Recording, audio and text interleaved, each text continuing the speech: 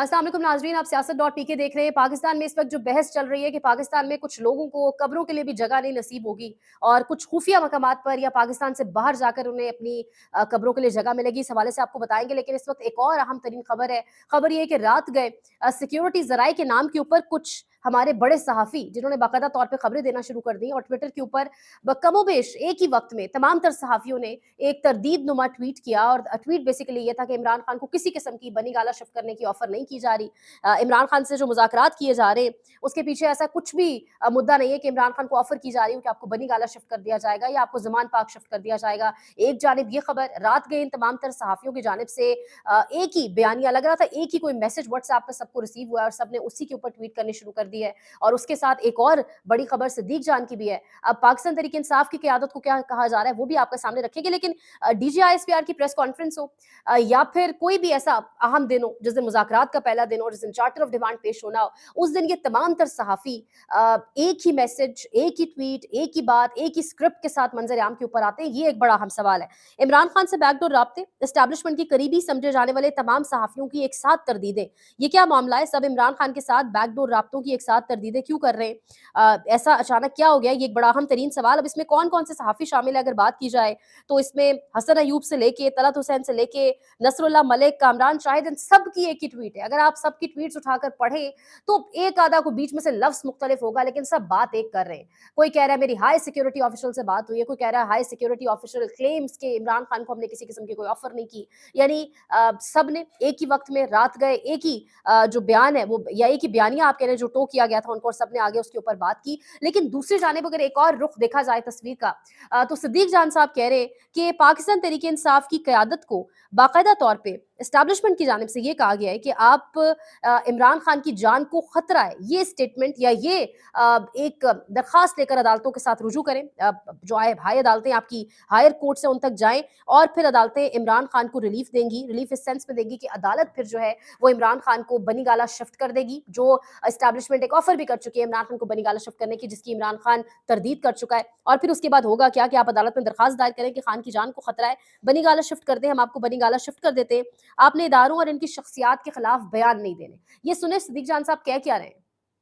हम आपको बनी गाला शिफ्ट कर देते हैं, लेकिन उसके लिए शर्त ये रखी गई है कि आप खुद अदालत से रजू करें या जो भी मुतल्लिका फोरम बनता है उससे आप रजू करें, दरखास्त दें। आप मतलब यही आप लिखें जो भी आपने लिखना है, जिसमें उनको कहा गया कि आप चलें ये लिख दें कि इमरान खान को थ्रेट है, उनकी जान को खतरा है जेल में और ये पंजाब हुकूमत इमरान खान को नुकसान पहुंचा सकती है, मरीम नवाज सरकार नुकसान पहुंचा सकती है। तो आप ये दरखास्त देंगे और वो मुतल्लिका फोरम तो फिर हमारे हाथ में, अदालत हमारे हाथ में, वो जो जज होगा चाबी वाला खिलौना उसको कह देंगे या मुतल्लिका जो भी इंतजामिया का बंदा होगा उसको कह देंगे बनी गाला शिफ्ट हो जाएंगे।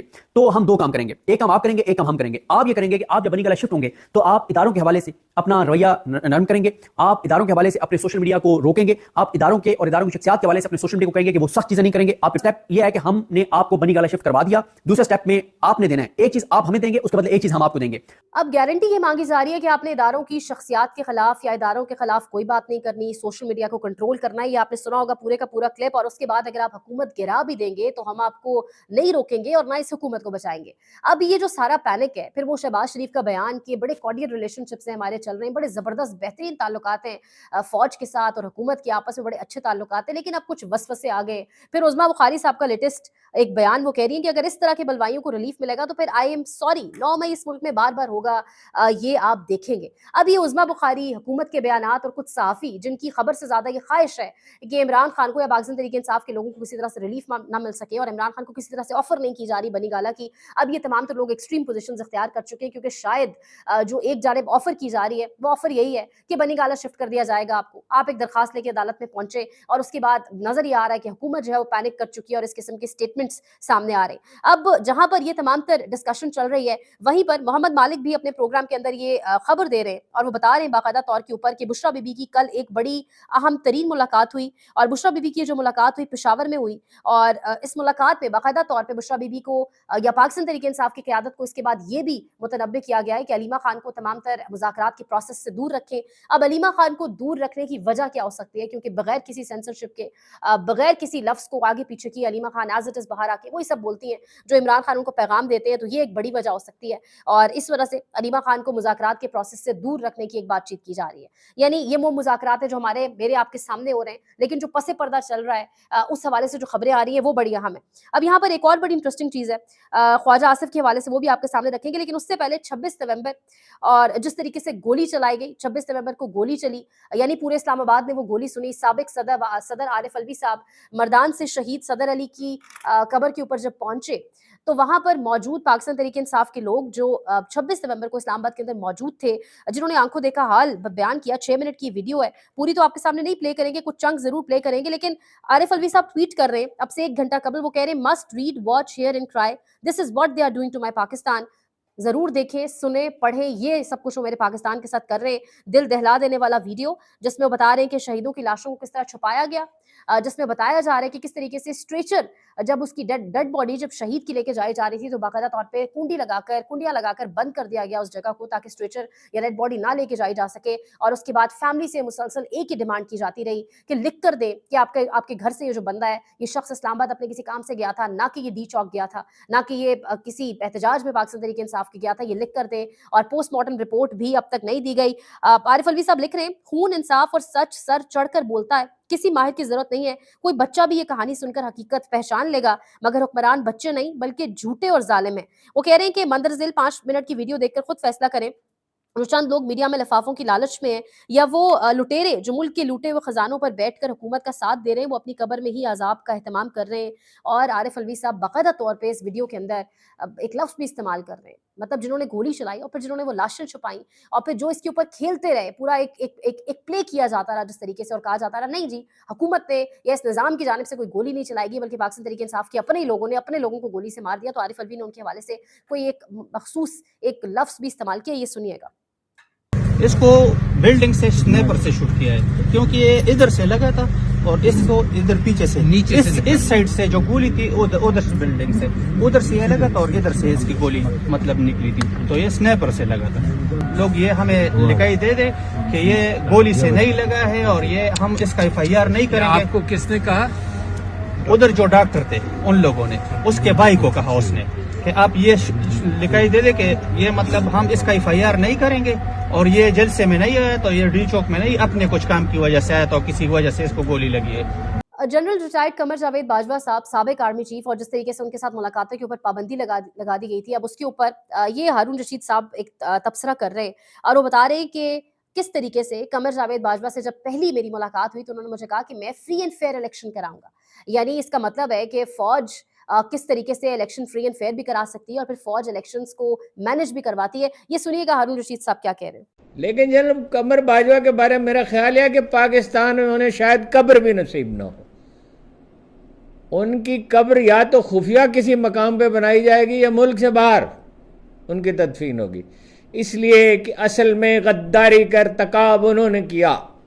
انہوں نے وہ حالات پیدا کیے، وہ دلدل پیدا کی جس میں آج پاکستانی قوم دھسی ہوئی ہے. انہوں نے بھارت کی بالادستی قبول کی امریکیوں کو کہنے پہ.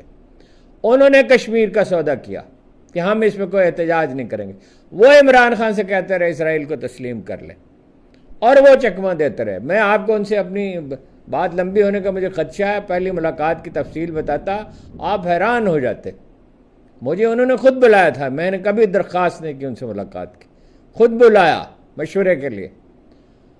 اور ایک جملہ آپ کو سنا دیتا ہوں ہارون صاحب، یہ ایگزیکٹ ان کے الفاظ میں، ایک آدھ لفظ آگے پیچھے ہو سکتا ہے. میں آپ سے 2 چیزوں کا وعدہ کرتا ہوں، ایک یہ کہ میں ایکسٹینشن نہیں لوں گا، دوسرے یہ کہ میں ملک میں بالکل فیئر الیکشن کرا دوں گا. ان تو کہ کرا دوں گا، مراد یہ تھی کہ کرانے میں مدد کروں گا، الیکشن محض فوج تو نہیں کراتی.